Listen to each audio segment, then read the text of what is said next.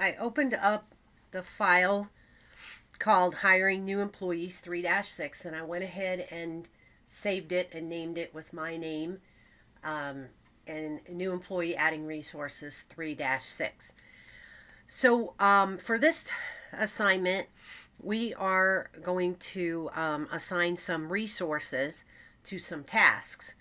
So we're going to go down here. Always make sure that you select your tasks before you try to assign the resources. You can see here we have some resources already assigned to some of these tasks. So we're going to go to the review resume task and go ahead and select that. Remember, we get that right facing arrow. And then I'm going to go up into, make sure I'm on the resource tab in the assignments group, and I'm going to click assign resources. Now you'll notice on the task I am on the correct task, review resumes, and I'm going to select Gabe and also hold my control and select Jeff, because I can do that at the same time. And I'm going to assign them to assist Barry with this task. Notice now that Gabe and Jeff show up here next to Barry on our Gantt chart view. Now you'll notice over here when you did this, you have a caution sign there never on number 6, and if I rest my mouse pointer on the caution, it says click to set how the task is rescheduled as a result of this new assignment, because we just assigned 2 new resources to the task. So I click my down arrow and it shows already selected that we are increasing the amount of work but keeping the same duration. So we're not going to go over our original 5 days of work, but we are adding 2 other people to help out, so that this way now instead of Barry having 5 days to review resumes, Gabe and Jeff will assist Barry, and all 3 of them will have the 5 days to review the resumes. So we do not have to change the caution option. It's already at the correct option. So then you can go ahead and click on your close and close out of the resource, assign resources dialog box.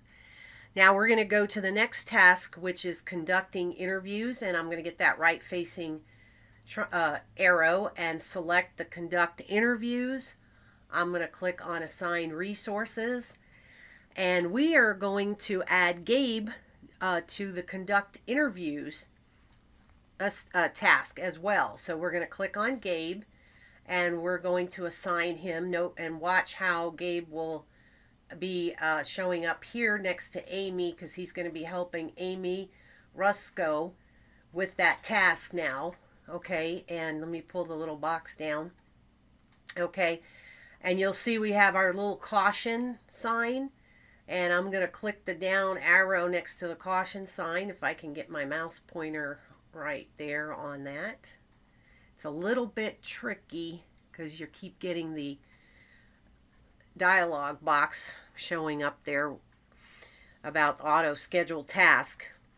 All right, so now I have my little box, and this time what we're doing is we are going to have Gabe work less time per day, but the work and the task duration is going to remain the same because we need to stay on schedule for 8 days. Okay, but Amy has been given some help to conduct interviews, so Gabe is going to go ahead and help her with the interviews. So we are actually going to have the resources will work less hours per day, but they're going to keep the same task duration. So we're going to select this last one down here, and then you'll notice now it has assigned Amy 50% of her time on those 8 days. She will be conducting interviews, and also Gabe 50% of his time he is going to be conducting interviews. So instead of them working 100% at the time, or Amy was originally scheduled to work 100% 8 days, now she's scheduled to work 50% of those 8 days.